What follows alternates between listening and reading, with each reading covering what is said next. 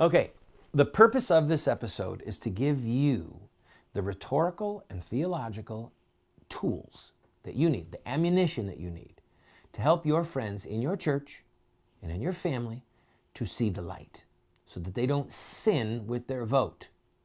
All right? If someone voted for Barack Obama in 2012, knowing his baby-killing agenda, they sinned, a grievous sin. And if somebody is thinking right now, planning right now, in our churches, by the tens of millions, if your friends are considering voting for Hillary, okay, then they are contemplating a heinous sin against God and against innocent blood. And our mission is to help them to not fall into that hideous trap.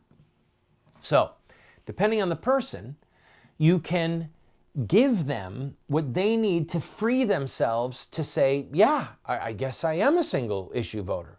And I guess there are some issues that matter more than others. I mean, to just talk about something that was in the news recently, I mean, if you found out that your candidate agreed with you on all the issues, but they ran a daycare center in which they duct taped down the children during nap time so that they wouldn't get up from their nap. All right, if you found out that Hillary duct taped children down, would you vote for her? Duct taping children down? That's pretty disgusting. It's nothing like ripping off their heads.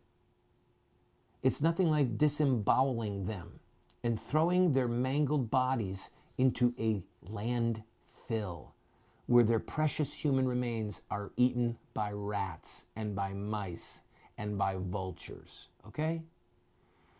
So some people you can persuade with gentleness and kindness. Some people it takes fire and brimstone. It takes saying words that are so intense that it jars them, that the words jar them out of their spiritual stupor, out of their political coma. And that's the purpose of today's program. I want to encourage you, by the way, go online, go to voiceofresistance.com, find this episode and send it to your friends as a link. The ones that are considering voting for Hillary or for some other baby killer. Hopefully they'll watch it and they'll get set free. Anyway, back to the points at hand. 1 minute left. So you can just ask a person, look, if the candidate was a Jew killer, you agreed with them on everything, but they wanted to gas Jews, would you vote for him? If the person was a slave trader, they agreed with you, you agreed with them on every political issue, except that they wanted to restore that old chattel property, that chattel property right that was in the U.S. Constitution, that a white man could own a black man. Would you say, you know, I think that's a deal breaker?